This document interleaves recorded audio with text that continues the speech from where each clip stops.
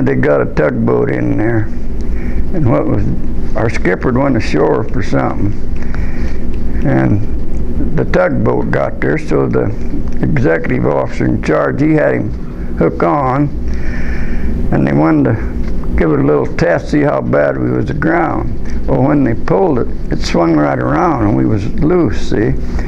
So they had to wait till the skipper got back. Well, he was mad because they didn't let him hook on before he was there.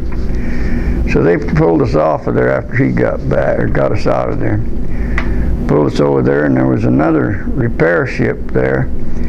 So we pulled us up alongside it, and all this heavy steel that we had to repair these ships, they took off our ship and put on this other one to lighten our load, because we had to wait there about a week. And they had what they call a seagoing tug come, and he took us and towed us to Guam, and they had a floating dry dock there, and they put us in that floating dry dock so they could repair our ship so we could get back to the United States.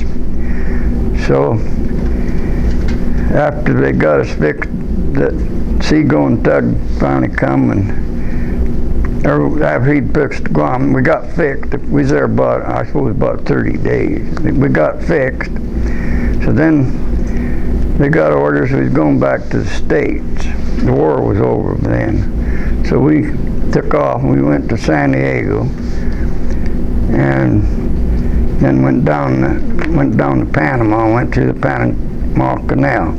But I got ahead of my story way out there. When we first put that repair ship mission, went to the Pacific, we went through the canal. And that's quite an experience, where they have them locks. They put one full of water and raise you up, and then they let it out and put you down in another one. It takes about a day to go through that Panama Canal there. But they got a freshwater lake there where after you get out. So we sat there a day and we took on fresh water and put in our tanks. But when we come back, it was in 45. We was coming into Panama. It was Christmas Day of 1945, and we was eating dinner on the way coming in. They'd give us a Christmas dinner, you know. So we come on into Panama. Then we had to wait, and then it took us another day to get back through. And then I think after we got through, we stayed there another day. And then we took for New York. But when the trail going up to New York on the ocean there, we go in sight, you could see Miami Beach and all that out there. That was how close we was. So we went going up to New York, and that one day, boy, it was just warm, you know, you need a jacket or just summer weather. We got up that next morning, and I'll tell you, you needed every coat and thing you could put on. It was cold. So we got into New York, and we went to the Brooklyn Navy Yard. And the harbor there, it got so cold that night that the harbor froze up solid. And there wasn't a ship moving. And I don't know if I suppose they got an icebreaker out there, I can't remember that. But we was in the Navy Yard. And then I got orders, there were several of us, we was being transferred. So we had to go to Newport, Rhode Island. They had a Navy station there. So we went down there to Newport, Rhode Island, and we got on what they called a destroyer escort. It was a little bit smaller than a destroyer. And what it was, they'd rigged it up to operate with the aircraft carriers. And they had a boom to swing out, and it had a basket on there. And like if one of them or airplanes went down, you could scoop the pilot right up in that basket and raise it up and bring him back and put him aboard, see. So one morning this was practice, it was peacetime now, but we was out there training. And one of them planes, we could hear him getting ready.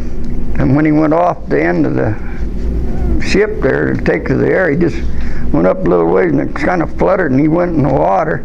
So we had to go up there and scoop him up with this basket. So we operated with this carrier for quite a bit, and it was rough. Man, it was rough. And they kept passing the word on this aircraft carrier. They had a catwalk up there, and they told all hands stay off of that catwalk because it's rough, you get washed overboard. And we're sitting back there on the flag bag watching. We got a bag where we kept all our flags that we put up on the hoist, give them different signals what we was doing. All at once they broke that man overboard flag. So we broke ours. Some guy got washed over the side off of this catwalk. So we kind of circled around there, and they got him located. So one of the officers, he stripped down and they put a line on him, and he dove. We was going about 20 miles an hour, about 20 knots, and he dove over the side. He had him spotted. He got him, and we got a thing. We got up there, and we got him in this basket, and we brought him aboard. And the aircraft carrier had a doctor aboard, so they thought they needed the doctor over there. So we was going to bring the doctor over, and it was so darn rough. We got to going like this, and our big yard arm set up there about 50 feet, and it hit the flight deck on this carrier, and they said, no, none of that. So we finally got back straightened out, so we sent him over in a stretcher. They put a rope across with a pulley on, and throw that line over there, and them guys over on that ship, they run down the deck and pull him across. And we kept in touch with him, but the guy, he never made it. They sent word back that he had passed away. So, and then one time when we was going over to Africa, we had an ammunition hoist, and the guy wouldn't go so and kept shutting off. And so they had this electrician, he was going to fix it, see, and he was riding it up and down. When that elevator come up to it come in like a cream can, narrowed in at the top, and he forgot about that. He was looking over the side to see what was happening, and he forgot, and it took him right up in there and crushed him, because we was eating dinner, and somebody come in and said, you know what, I hate to tell you this, we said that buddy of yours that you're always with just got killed, and I couldn't believe that. So we'd always heard of that burying people at sea, but we didn't think we'd ever see it. So they couldn't go back, we was in that convoy, so we buried him at sea. They put a thing and, and had a ceremony there, and we buried him at sea. But then we operated them submarines too there when I was on this destroyer escort, and we'd go out on these maneuvers. And they had a wooden thing that looked like a torpedo, and they'd shoot that at you. It looked like the real thing. We never did, but we'd always get away from it, never did hit the ship, but it was just a wooden thing. So I had quite an experience. I was in the Navy a little over 6 years. I was going to make a career, and then I didn't like some of the things they was doing. My wife didn't think I better stay. We had a daughter by that time, and she says, no.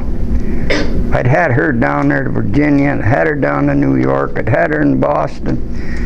She says, I think maybe we ought to call quits. I'm getting tired of dragging up and down this coast. So I come home after in December of 48 I got out.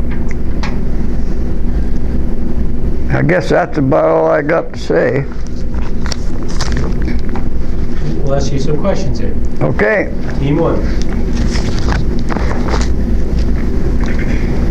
When did you enter the service? What? When did you enter the service? When did I go in the service? Yeah. December 5th, 1942. Were you drafted or did you enlist? I enlisted. Where were you living at the time? I was living in South Dakota, Quinn, South Dakota. If you ever heard of that little bird. Do you recall your first days in service? What? Do you recall your first days in service? Yeah, the kid never been no place. I've never been out of the state of South Dakota, I don't think. And when I went down there in Sioux Falls all alone, never been on a train. They put me on a train. I was scared to death.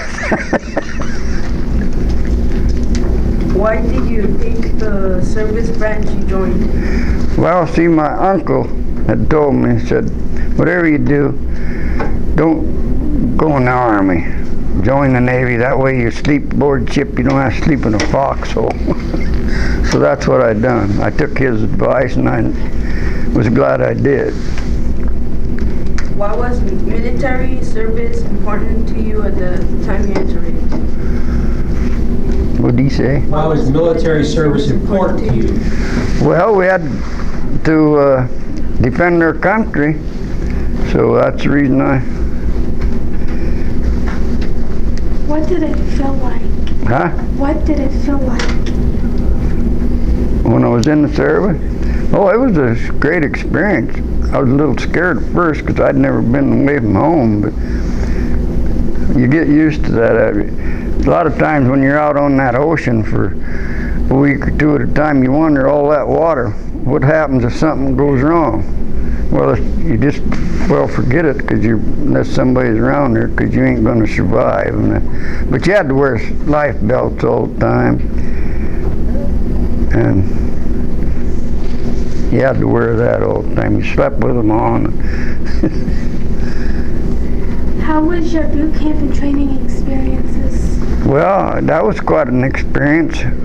See, they had a guy from, he was a Navy officer, and we had to go get you out every morning early. You had to march and do your own laundry, all that stuff. Yeah, and then if you keep your barracks clean, and then they had a deal, if you kept your barracks clean, then they judged them. And if yours was come out that week being a clean zone, they got to put up a red rooster on the thing out there. It was a kind of fun. Do you remember your instructors? The what? Your instructors, do you remember them? Your instructors at boot camp. Oh yeah, yeah, I remember 'em. How did you get through it? How did I get through it? Well, I guess I was lucky. There's a lot of them didn't make it. I had some good friends that never made it. I had a good friend of mine that went in the Army, and we were all the things we was gonna do when we got out, and he was one of them got killed by a sniper. Team 2? Which wars did you serve in? What? Which wars did you serve in? World War II. Was there anything unusual about the place? The places you served, anything unusual? Well, I didn't really like them kamikaze airplanes. One morning when we was going, we had one of these kamikazes, and we just got down for breakfast, and the sound of general quarters, the bell rings, and you got a place on your general quarters. We had to go at the bridge, because that's where the signal lights and the flags, and that's where we went, clear up on top of the ship. And we go up there, and the ship was said he was coming in, and then they give the word out he's going away, so we secured. Just got back to mess hall. Things started beeping again, so away we went. He was coming back, and one of them destroyers that was guarding, well, he shot him